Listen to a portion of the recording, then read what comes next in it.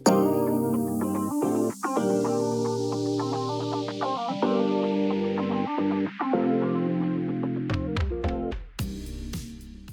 et bienvenue sur cette nouvelle vidéo. Nous en sommes à la leçon numéro 61.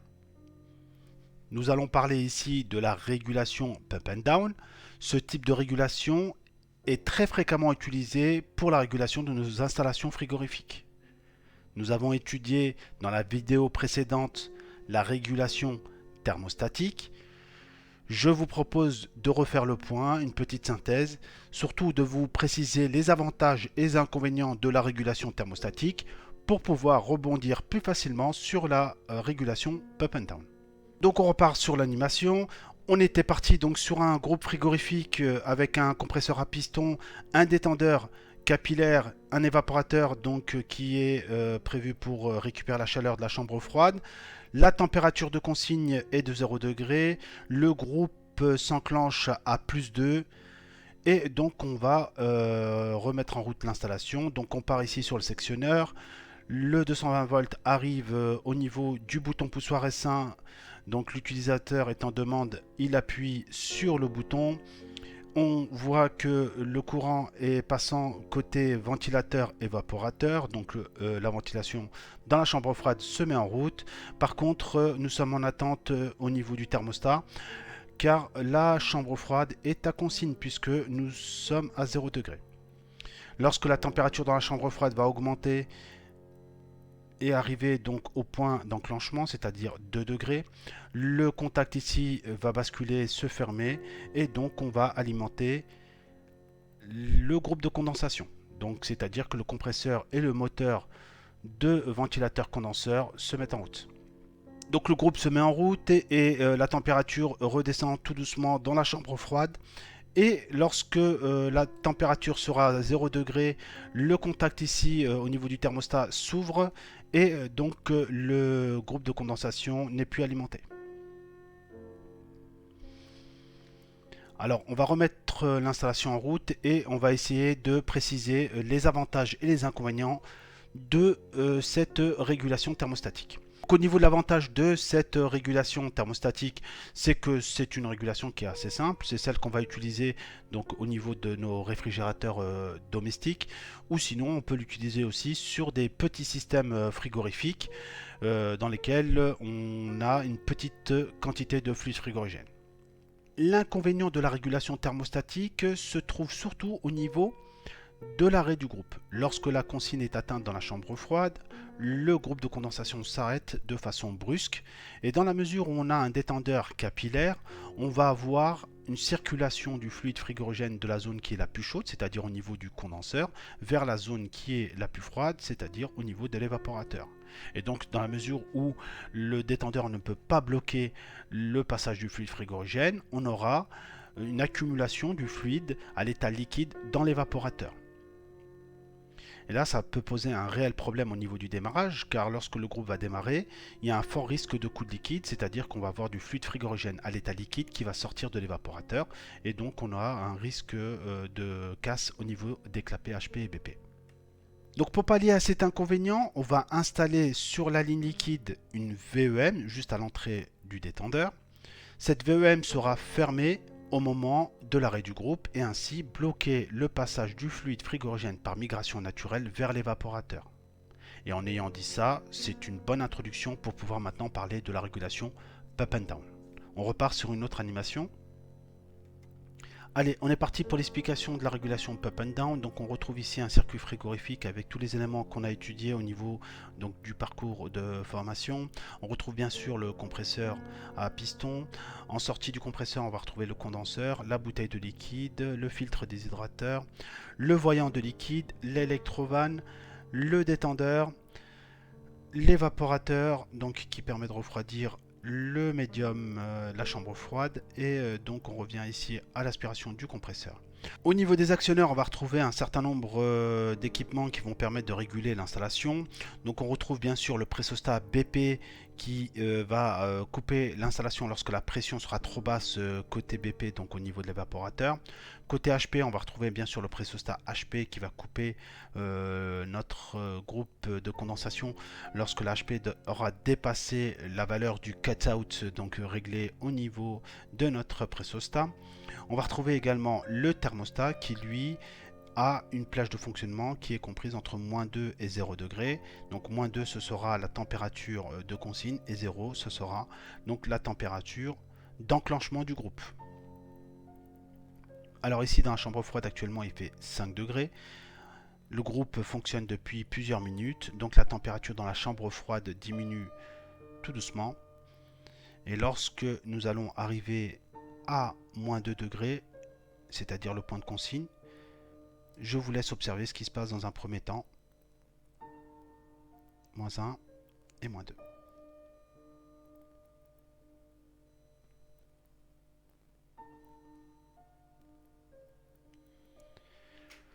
Donc on peut faire 3 observations. La première observation, c'est que le compresseur ne s'est pas arrêté brusquement lorsque la température a atteint son point de consigne à -2 degrés. Donc ça, c'est la première observation. La deuxième observation, c'est que l'électrovanne ici est fermée lorsque le groupe est à l'arrêt. Et donc, on n'a pas de migration du fluide vers l'évaporateur lorsque le groupe donc est à l'arrêt. Donc ça, c'est la deuxième chose. Et donc, la troisième chose, on voit ici que l'évaporateur est complètement vide. Et donc, le pressostat BP a sûrement coupé le groupe de condensation. Donc ça, c'est les trois premières observations qu'on peut faire. Alors essayons de remettre en route l'installation. Donc là, le groupe est arrêté depuis quelques minutes. Donc la température dans la chambre froide va sûrement augmenter. Donc on est reparti et normalement, le groupe se remet en route à 0 degré. Je vous laisse observer.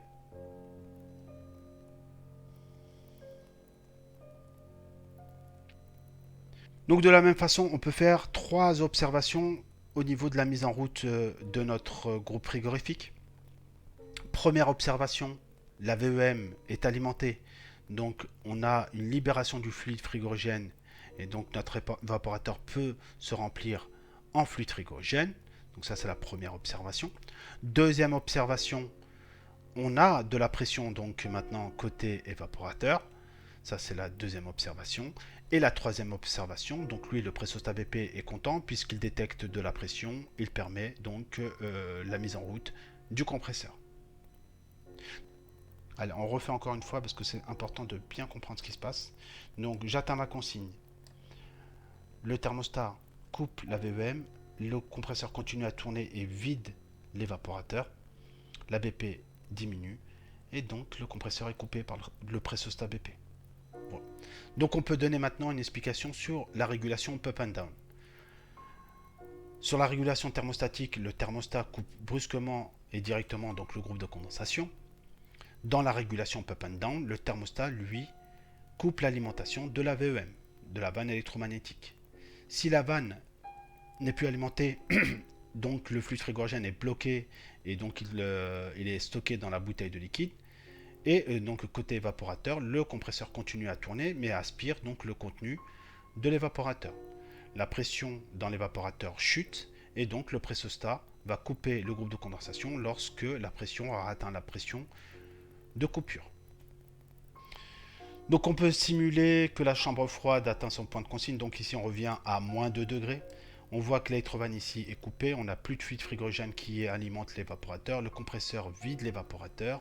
Et lorsque la pression a atteint donc la valeur de coupure du pressostat, le pressostat donc coupe électriquement l'alimentation du compresseur. Et donc tout le fluide est stocké dans la bouteille de liquide. Donc lorsque la température dans la chambre froide va augmenter et atteindre donc le point de consigne d'enclenchement, donc ici on est à 0 degré d'enclenchement, le thermostat donc va alimenter l'électrovanne électriquement. L'électrovanne va s'ouvrir et libérer le passage du fluide frigorigène.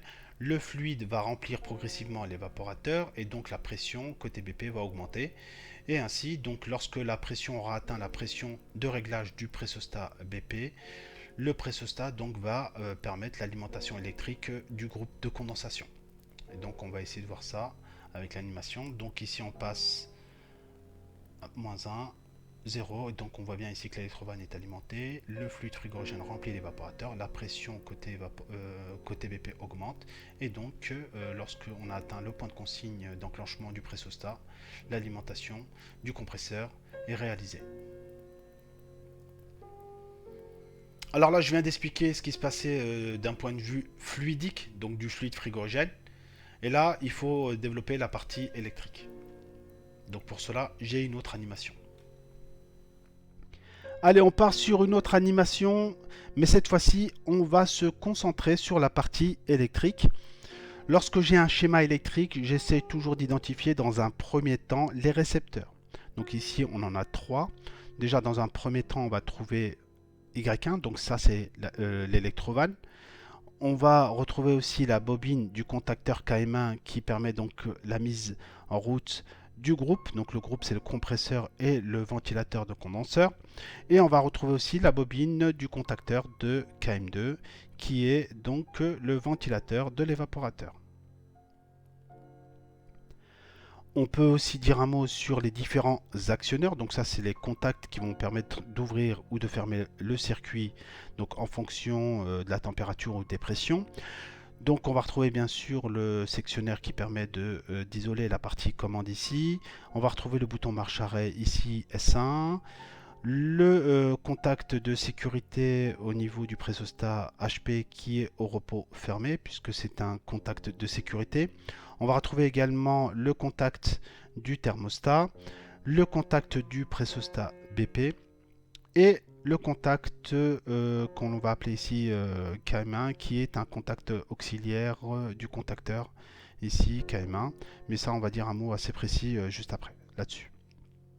Donc avant de mettre en route l'installation, on peut essayer de préciser les grandeurs de réglage de l'installation. Donc au niveau des températures, on est sur un exemple d'une chambre froide à 0+2, c'est-à-dire que la chambre, le groupe va se couper à 0 degré, c'est le point de consigne, et va se remettre en route à +2, donc on a un différentiel de 2 degrés. Au niveau du pressostat, on a un enclenchement du pressostat à 2 bars et une coupure à 0,2 bars. Alors on va essayer d'allumer notre installation. Donc on part ici sur le sectionnaire. Donc j'appuie sur le sectionnaire. Le 220 volts normalement passe et arrive aux bornes du bouton de mise en marche. Donc l'utilisateur appuie sur le bouton. Le 220 volts est passant ici. Donc dans la mesure où le contact ici est fermé côté HP, donc on n'a pas de défaut HP. Et donc le 220 volts visiblement est en attente ici. Et donc en attente que les contacts ici se ferment pour pouvoir alimenter nos récepteurs. Alors, tout d'abord sur la première ligne, on voit ici le thermostat qui lui a une température de 0 degré. Donc là, on a atteint la consigne dans notre chambre froide. Donc c'est pour ça que le thermostat est ouvert. Et donc si j'augmente la température dans ma chambre froide, on va voir ce qui se passe. Donc on est parti, j'augmente la température. Donc là, je suis à +1 et normalement à +2 degrés, le contact doit se fermer et alimenter donc l'électrovanne. Donc on voit ici que l'électrovanne maintenant est alimentée, donc elle s'ouvre et libère le passage du fluide frigorigène. Donc là on a fait la première ligne. Donc on peut passer maintenant à la deuxième ligne. Donc on voit ici que le 220 volts est bloqué ici car le contact du pressostat est ouvert. Donc la pression augmente tout doucement côté BP.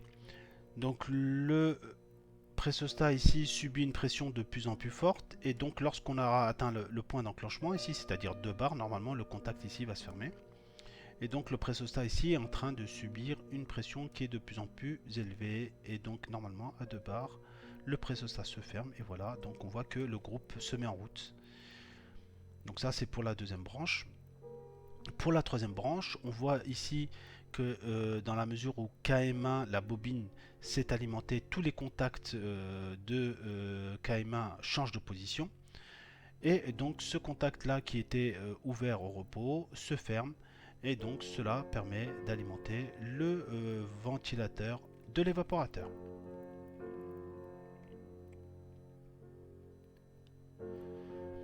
Donc ce qui va se passer, c'est que maintenant que le groupe est en route, la température dans la chambre froide va commencer à diminuer. Et lorsque je vais atteindre mon point de consigne, c'est-à-dire 0 degré, le thermostat va s'ouvrir et on va essayer de voir ce qui se passe.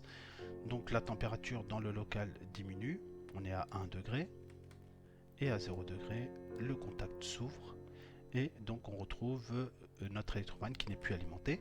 Donc on n'a plus de fluide qui rentre dans l'évaporateur, et là le compresseur est en train de vider toute cette partie de l'installation, et donc la pression est en train de diminuer au fur et à mesure, jusqu'à atteindre donc le point de coupure qui se trouve à 0,2 bar. Donc la pression diminue tout doucement, et à 0,2 bar, normalement, le contact ici va s'ouvrir et le compresseur ne sera plus alimenté. Voilà. Et donc là, le groupe n'est plus alimenté. La bobine KM1 est désalimentée, donc tous ces contacts changent de position, et là, le contact KM1 s'ouvre, et donc le ventilo évaporateur n'est plus alimenté. Donc ça, c'est la régulation pump and down. C'est-à-dire qu'on va vider l'évaporateur avant de mettre à l'arrêt le compresseur. Donc on refait une dernière fois la manipulation. Donc la température dans la chambre froide augmente. J'arrive à plus 2, l'électrovan est alimenté. Le fluide est libéré. La pression côté évaporateur augmente tout doucement. Et à 2 bars, le contact ici va se fermer pour pouvoir alimenter le groupe. Le groupe est alimenté, la bobine KM1 est alimentée, donc tous ces contacts changent de position. Ici, ce contact se ferme et permet l'alimentation du ventilo évaporateur. Au niveau de la fermeture, on va avoir une température qui diminue dans la chambre froide, le thermostat s'ouvre, l'électrovan n'est plus alimenté, le fluide frigorigène est stocké dans la bouteille de liquide et la pression dans l'évaporateur chute. Et à 0,2 bar normalement, le groupe sera désalimenté. Voilà. Donc le groupe n'est plus alimenté, la bobine KM1 n'est plus alimentée, donc tous ces contacts changent de position, le contact ici s'ouvre et donc le ventilo évaporateur n'est plus alimenté. Donc voilà, si vous avez compris ça, vous avez compris la régulation pump and down. On va essayer d'avancer dans les explications de la partie électrique et essayer d'identifier cette fois-ci de façon physique les différents éléments, parce que c'est vrai que c'est ce qui est en fin de compte de plus compliqué lorsqu'on découvre un petit peu toute cette régulation, tous ces systèmes, tous ces appareils. Donc on va voir au fur et à mesure les différents équipements. Donc Q1, c'est notre sectionneur de la partie commande. On va retrouver bien sûr le bouton marche arrêt ici, le bouton S1, donc qui est un bouton tournant. Au niveau du pressostat HP, donc vous avez l'habitude, on l'a déjà étudié.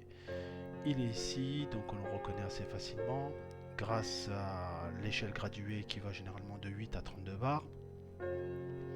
Au niveau du thermostat, lui aussi maintenant on le connaît, c'est un thermostat de type universel avec un différentiel fixe. Au niveau du pressostat BP, bon bah il ressemble un petit peu au pressostat HP, mais la différence c'est l'échelle graduée qui va de 0,2 à 13 ou 14 bars de mémoire. Ensuite, on va retrouver en partie basse les deux contacteurs, donc KM1 et KM2. Donc ça, on l'a vu dans la vidéo précédente. Et l'élément un petit peu nouveau de la leçon, c'est l'électrovan. Donc ici, on a la bobine. Et donc, c'est une des leçons du parcours de formation. Si vous avez un doute, n'hésitez pas, hein. Donc on a ici une bobine qui va être alimentée, qui va créer un champ magnétique. Lorsque le champ magnétique est actif, l'induit qui se trouve à l'intérieur va monter dans la cheminée et libérer le passage du fluide frigorigène. Lorsque la bobine n'est plus alimentée, on a un ressort antagoniste qui va pousser justement ce noyau métallique et bloquer le passage du circuit et donc le passage du fluide frigorigène vers l'évaporateur. Donc de façon visuelle, voici tous les équipements que l'on retrouve dans le schéma électrique. Donc je vais ouvrir maintenant une petite parenthèse et vous expliquer le fonctionnement de ce contacteur auxiliaire. Donc je vous propose ici l'étude du contact auxiliaire. Donc le contact auxiliaire, c'est le contact qui se trouve ici en façade entre les bornes 13 et 14. Donc pour rappel, ici on a affaire à un contacteur. Le contacteur dispose de 3 contacts de puissance. Le premier contact se trouve entre les bornes 1 et 2. Entre les bornes 1 et 2 ici. Le deuxième contact entre 3 et 4. 3 et 4. Et le dernier contact entre 5 et 6. Entre 5 et 6. Ici, j'avais laissé de façon, on va dire, volontaire lors du dernier cours ce contact là, et donc je profite de l'occasion pour pouvoir vous en parler maintenant. Donc le contact 13-14, c'est le contact auxiliaire. Alors ce contact auxiliaire 13-14 est très intéressant puisqu'il va nous servir surtout au niveau de la commande et pouvoir alimenter d'autres équipements. Lorsque vous achetez un contacteur, donc de base, vous avez souvent un contact qui est un contact auxiliaire qui est déjà prévu. Celui-ci est NO, c'est-à-dire qu'il est normalement ouvert au repos. Vous avez la possibilité d'avoir un NC, c'est-à-dire que c'est un contact qui est normalement fermé au repos, mais cette fois-ci, il n'aura pas donc le repère 13-14, mais il aura un autre numéro. Vous avez la possibilité aussi d'ajouter un bloc de contact additif. Donc vous voyez ici qu'on a des sortes de glissières qui vont permettre justement de glisser le bloc additif qui se trouve ici en partie supérieure. Et on peut ajouter, dans notre cas ici, 4 contacts en plus. Donc de façon un peu plus précise ici, vous voyez qu'on a nos 4 contacts. On peut ajouter sur notre contacteur 2 NO et de contacts NC. Alors comment on peut reconnaître les NO et les NC? Donc déjà il y a l'appellation ici NO et NC, mais on a aussi le repérage numérique. Donc sur les NO on voit que ça se termine par 3, 4, donc on a 53, 54 qui est un NO. On a aussi en NO le 3, 4 ici, donc 83 et 84. Au niveau du NC, on voit que la numérotation c'est 1, 2, donc on a 61, 62 qui est un contact NC, et on a le 71 et 72 qui est aussi un contact NC. Allez, on va partir sur un exemple bien précis, bien concret pour mieux comprendre. Donc on va utiliser simul relais pour pouvoir alimenter un moteur ici triphasé. On va retrouver ici sur ce schéma électrique un disjoncteur magnétothermique. On le reconnaît à ces deux symboles. Donc magnétothermique qui protège contre les surcharges et contre les courts-circuits. On va retrouver partie puissance, donc le contacteur avec nos 3 contacts de puissance, un moteur électrique triphasé. Côté commande, on va retrouver le sectionneur, un bouton tournant marche arrêt, une bobine, donc la bobine de KM1, le contact auxiliaire, donc c'est celui qu'on va étudier dans cet exemple, et donc ce contact va alimenter une lampe.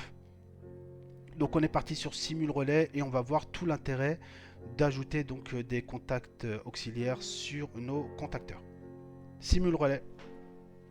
Allez, on est parti avec simul relais, donc j'ouvre une nouvelle page et on est parti. J'espère que vous avez le schéma en tête. Donc moi je l'ai, vous inquiétez pas. Donc on est parti. Allez, vous allez voir, ça va être très rapide.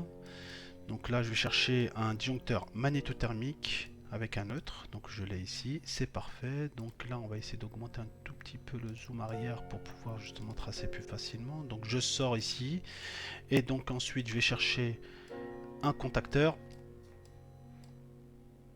Donc voilà, KM1, je suis là, c'est parfait. Ensuite il me faut un moteur triphasé, donc je vais aller chercher dans les moteurs ici. Donc là j'ai le moteur ici, donc je clique dessus et il me met donc directement le moteur.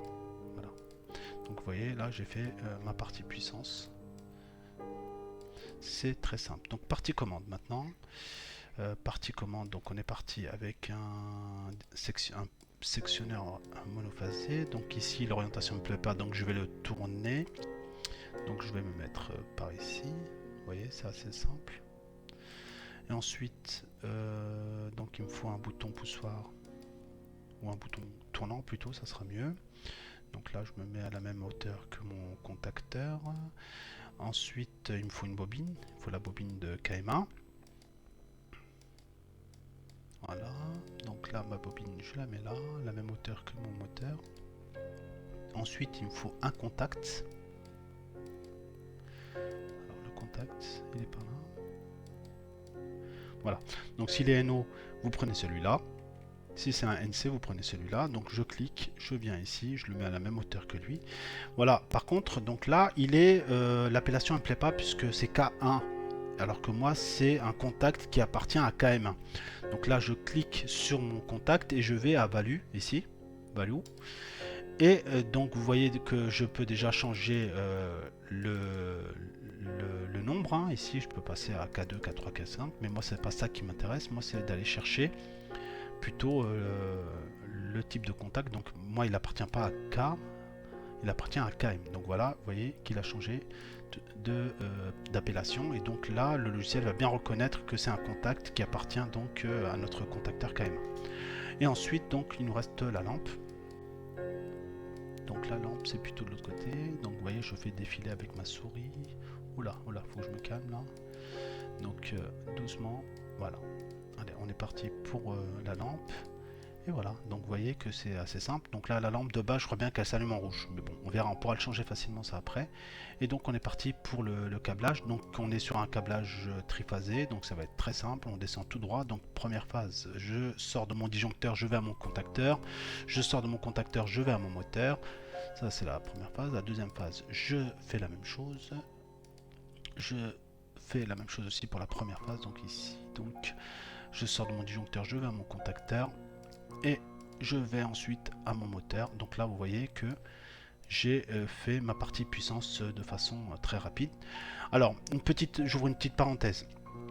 Ici habituellement, peut-être vous l'avez vu en cours comme ça, on a plutôt l'habitude de présenter les choses comme ici. Donc on met un sectionneur et en dessous du contacteur on met un relais thermique.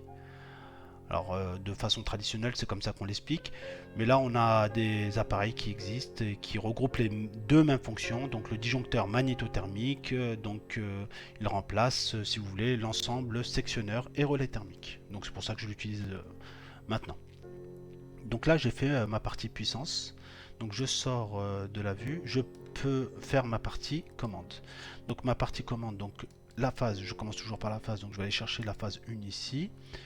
Ensuite, je sors de mon disjoncteur, toujours en phase, je vais à mon bouton tournant. Je vais ensuite à A1, donc A2 je le laisse pour l'instant puisque c'est du neutre, c'est mon retour. Je fais la même chose pour KM1, donc le contact auxiliaire. Je viens ici, je raccorde là. Je clique sur la bande 14 pour aller alimenter ma lampe. Et là, donc là j'ai fait toutes les phases et maintenant je peux attaquer mon neutre. Donc je clique sur la sortie de ma lampe, je vais à la sortie de ma bobine et ensuite je retourne ici à mon sectionneur. Et de mon sectionneur je retourne au neutre. Donc là j'ai bien mon aller, mon retour, tout est équilibré. Et donc il me reste maintenant à créer mon alimentation. Donc là je peux la faire de façon séparée si je veux, mais là j'ai directement les trois bornes qui sont ici, enfin les trois phases et le neutre, c'est très bien. Donc là je fais rotation, je viens là, je me mets au dessus, et donc c'est dommage que le neutre il soit de ce côté là. Donc allez, je vais le faire de façon oui, c'est vrai que le neutre est à gauche normalement. Donc je retire ça et c'est pas grave, je vais le faire de façon manuelle. On est parti. Donc phase 1, je fais rotation. On est parti, tac. Donc ça sera ma phase 1. Ma phase 2, elle est ici. Donc je fais ma rotation. Je viens là. Et ma phase 3, je viens là. Et voilà. Et il me restera mon neutre. Voilà. Bon, je préfère le faire comme ça, sinon avec l'ancien modèle ici, bon, les câbles vont se croiser, j'aime pas trop ça. Donc là on est parti sur du neutre ici, et donc là on peut raccorder directement neutre ici, phase 3, phase 2 et phase 1. Et voilà, normalement on est prêt à faire notre simulation. Donc voilà. Donc là je suis en mode simulation, j'ai fait play. Bon, j'ai été peut-être un peu rapide. Donc ici, une fois que j'ai fait tout mon câblage, je peux venir faire la simulation en appuyant sur play ici. Donc on voit bien que les trois phases sont en attente sur mon disjoncteur magnétothermique. On voit ici que le neutre est bien raccordé. Donc si je ferme, donc on voit que le contacteur est bien alimenté, mais la tension est en attente puisque les trois contacts de puissance sont ouverts. Et donc là il faudra aller voir côté commande ce qui se passe. Donc ici la phase est en attente. Je ferme mon sectionneur de commande. Donc ici on voit que le 220 volts est en attente ici et ici. Et le neutre est bien raccordé, donc va permettre donc de créer notre différence de potentiel. Donc là si j'appuie sur S1, à votre avis ce qui va se passer, le 220 volts va venir alimenter notre bobine. Et voilà. Donc vous voyez que donc, la bobine est alimentée. Donc les contacts côté puissance se ferment. Et donc le moteur démarre, tourne. Et on a aussi le contact auxiliaire qui change de position. Dans la mesure où la bobine est alimentée, tous les contacts du contacteur changent de position. Celui qui était ouvert se ferme et celui qui était fermé s'ouvre. Et donc là, on peut refaire l'expérience. Regardez ici, donc côté puissance, je ferme, j'ouvre, voilà. J'alimente ma bobine, je désalimente ma bobine. Et on voit bien que le contact ici, 1314, c'est un contact auxiliaire qui appartient donc au contacteur KM1. Et donc le contact s'ouvre et se ferme. Voilà. Et donc là, par exemple, c'est un voyant de mise en marche du moteur. Donc là, rouge, ça me plaît pas trop, donc on va changer. Donc on va cliquer ici sur le voyant. Je vais toujours sur Value. Et là, je choisis ma couleur. Donc ici, c'est en rouge. Moi, je peux mettre en vert. Voilà, c'est mieux. Et donc là, si je refais Play, normalement, on est reparti sur... tac, je ferme ici. Et j'appuie là. Et donc là, vous voyez que le voyant, cette fois-ci, est de couleur verte. Ok ? Donc voilà pour le rôle du contact auxiliaire. Donc vous voyez que c'est un contact qui est très intéressant, qui permet donc en fin de compte d'avoir de la signalisation en particulier. Donc là, lorsque le moteur est alimenté, on a le voyant vert qui permet de dire que le moteur tourne. Alors on peut mettre aussi un voyant d'arrêt. C'est-à-dire que lorsque le compresseur, enfin le compresseur, non c'est pas un compresseur, là c'est un moteur électrique, est à l'arrêt, on peut mettre un autre contact. Mais cette fois-ci, ce contact, à votre avis, il faudra qu'il soit NC ou NO? Vas-y, c'est ça la question. Donc je prends celui-là, à votre avis, ou je prends celui-là? Voilà, je vous laisse réfléchir 2 minutes.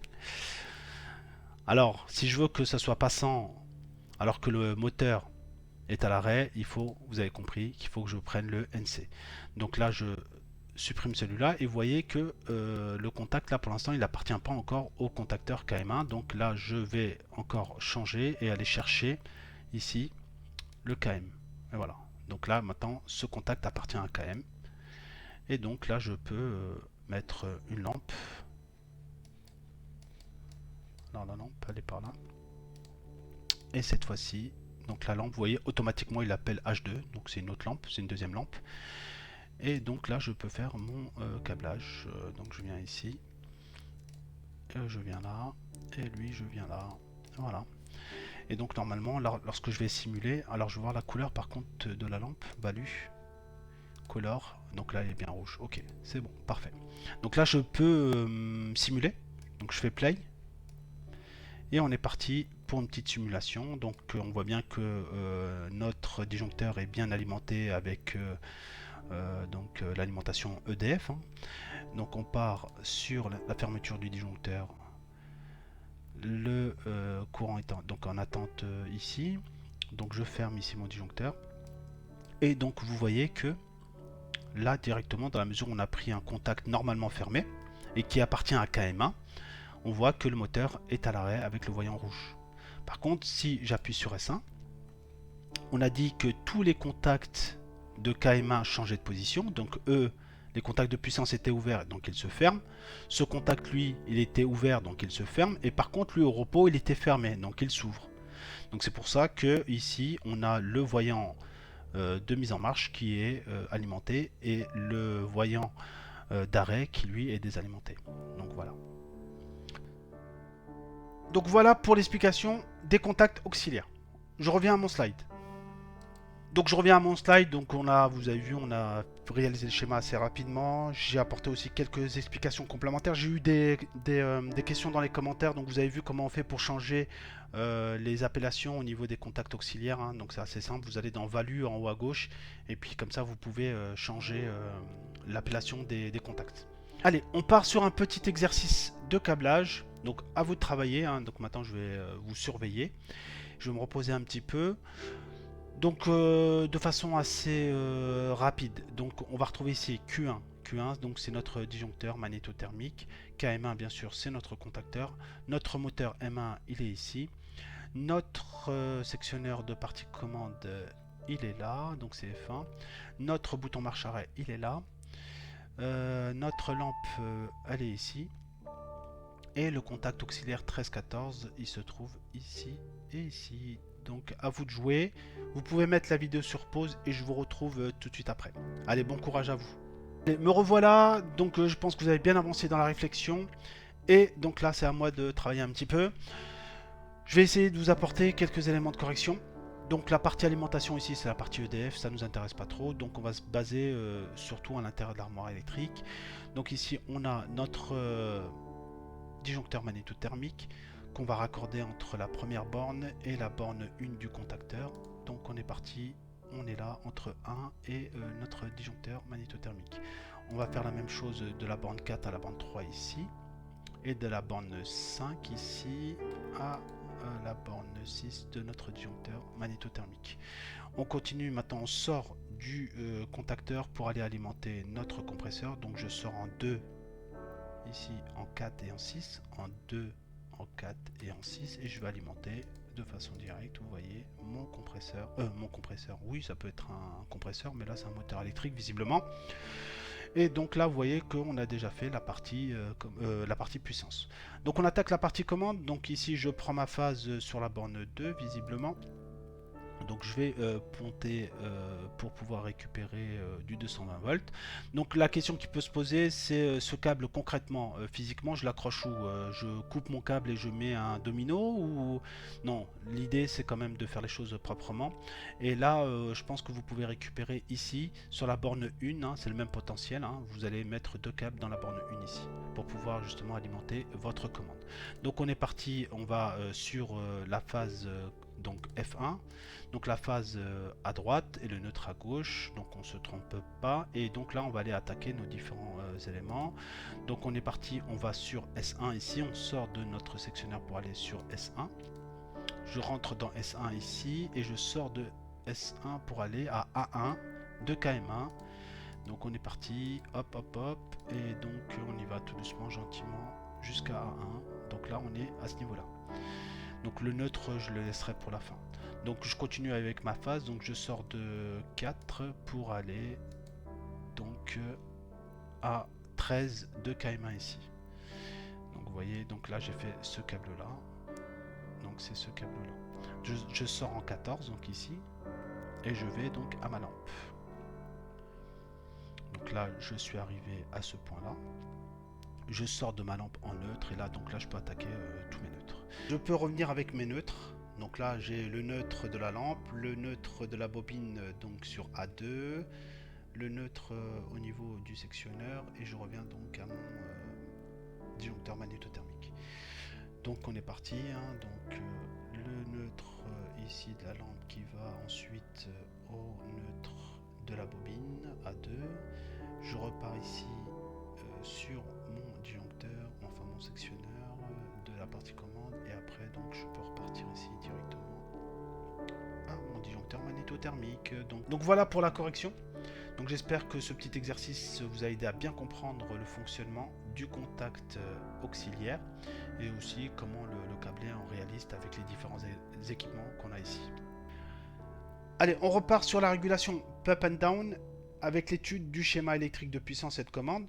Côté puissance, on va retrouver deux lignes. Une première ligne d'alimentation où on aura donc le contacteur KM1 qui va contrôler l'alimentation du groupe de condensation. Et on aura une deuxième ligne d'alimentation avec le contacteur KM2 qui lui va commander l'alimentation du moteur, de ventilateur, de l'évaporateur.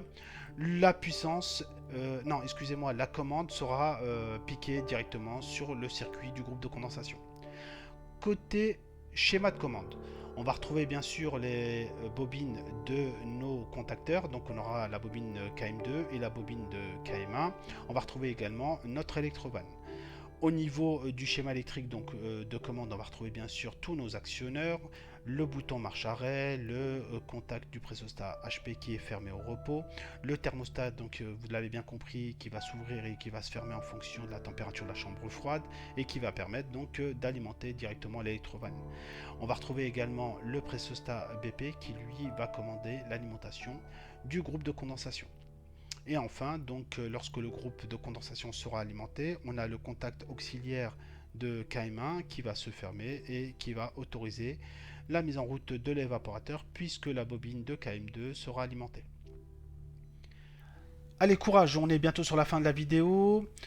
Je vous propose ici un petit exercice de câblage. On va câbler dans un premier temps le schéma de puissance de notre régulation pump and down et ensuite on fera le schéma de commande. Chaque ligne est protégée par un disjoncteur magnétothermique. Donc on aura F2 et F1 ici et ici.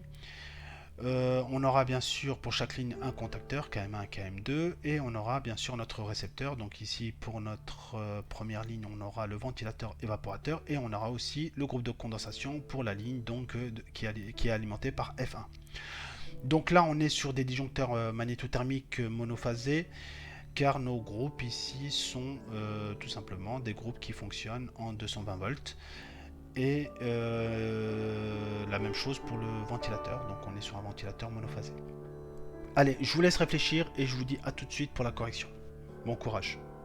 Me revoilà, allez, on est parti pour la correction. Donc on part sur déjà la ligne F2 ici. Donc on va alimenter de la borne 4 à la borne 5 ici, 4 à 5. Donc je trace un trait tout droit, vous voyez c'est assez simple. Donc ensuite je sors de mon contacteur et je vais alimenter directement mon ventilateur d'évaporateur. Donc je sors de la borne 6 et je vais à ma phase du moteur de ventilateur. Je fais donc la même chose pour le neutre. Donc pour le neutre, j'attaque directement la partie ici entre 2 du disjoncteur et 1 du contacteur. Donc je continue et je vais alimenter après mon moteur à la sortie du contacteur. Donc vous voyez, c'est assez rapide, je l'ai fait pour le premier circuit. On va le faire pour le deuxième circuit. Donc même chose, de la borne 4 à la borne 5 ici, donc 4 à 5 c'est parfait. On continue de la borne 6 ici à l'alimentation donc de la phase de notre groupe de condensation. Et voilà, donc on fait la même chose sur le neutre, donc on tire directement la ligne, hein. On va de 2 à 1, de 2 à 1, c'est très bien, on a fait notre première alimentation au niveau du neutre. Donc on continue, je sors de mon contacteur ici au point 2 et je vais alimenter mon groupe en neutre. Et voilà, donc voilà, j'ai fait ma partie puissance, il me reste juste le petit piquage ici à faire pour pouvoir aller alimenter ma partie commande. Donc voilà pour la partie puissance. Donc, vous voyez, c'est assez simple. Il manque la terre, hein, bien sûr. Donc là, j'essaie d'alléger un petit peu le schéma et vous comprendrez que il faudra ne pas oublier la terre puisqu'on a des appareils avec des carcasses métalliques. On part sur le schéma de commande. Donc c'est un tout petit peu plus compliqué, mais vous allez voir, on va y arriver. Donc je vous laisse réfléchir. Mais pour vous donner déjà un premier coup de main, donc ici on va retrouver bien sûr le sectionneur de la partie commande, le bouton S1 ici, le bouton tournant marche arrêt, le pressostat HP qui est ici, notre thermostat qui est là, le pressostat BP qui est là, et donc notre électrovanne ici qui est alimenté directement au niveau de la commande qu'on va donc retrouver ici, et les bobines A1 A2 ici au niveau de nos deux contacteurs et bien sûr le contact ici 13-14 de KM1 qui va se trouver ici et ici. Allez, je vous laisse réfléchir et je vous récupère dans 2-3 minutes. Mettez la vidéo sur pause. Bon courage à vous. Me revoilà et on est parti pour des éléments de correction. Donc on arrive ici au niveau de la phase, on va donc partir de notre sectionneur et on va aller alimenter notre bouton tournant, bouton marche arrêt. Je sors de mon bouton tournant ici et je vais à mon pressostat HP. Vous voyez, c'est assez simple. Ensuite, je sors de mon pressostat HP et là, je vais me baser sur la ligne. Je fais une petite marche arrière, c'est pas grave. Et donc là, je sors de mon pressostat HP et je vais alimenter donc mon thermostat. Donc vous voyez, là, je rentre dans mon thermostat. Je sors de mon thermostat et je vais à mon électrovanne. Voilà. Donc là, j'ai fait ma phase pour l'alimentation de mon électrovanne. Donc j'ai un piquage ici pour pouvoir aller alimenter mon pressostat BP. Donc je crée ici une connexion. Donc concrètement, vous, bien sûr, vous n'allez pas couper le câble, mais vous allez vous brancher soit sur la borne ici de sortie de votre pressostat HP, ou soit sur la borne d'entrée, le commun de votre thermostat. Donc vous pouvez choisir une des deux bornes, il n'y a aucun souci. Donc là, je pars ici et je vais alimenter donc mon Prestostat BP. Je sors de mon Prestostat BP, je vais directement à A1. Alors, soit dit en passant, F1 et F2, donc là, je les occulte, hein, comme pour la vidéo précédente, hein, pour simplifier un petit peu le tracé. Mais bon, c'est des contacts de protection contre les surcharges. Donc on peut imaginer que c'est un trait continu, il n'y a aucun souci. Donc là, on sort de mon Prestostat BP et je vais directement à A1 de KM1. Donc A1 de KM1 se trouve ici, c'est très bien. Et donc là, il me reste la dernière partie, la troisième ligne. Donc là, par contre, je vais aller attaquer directement à partir de ma connexion ici, le 13 de KM1. Donc on est parti pour le faire. Donc là, je repars d'ici et je vais à 13 de KM1. Donc 13 de KM1, c'est bien ici. Je sors en 14. Voilà, donc je sors en 14 et je vais directement à A1 de KM2. Voilà. Donc là, j'ai fait toutes mes phases. Bon, c'est pas mal déjà. Donc quand vous faites du câblage comme ça, hein, je le répète, je l'ai déjà dit sûrement, pointez tout ce que vous faites. Hein. Donc là, si j'ai fait la première partie, je mets un trait, je mets une croix ou je raye complètement le trait pour être sûr que je n'oublie pas de câble. Voilà.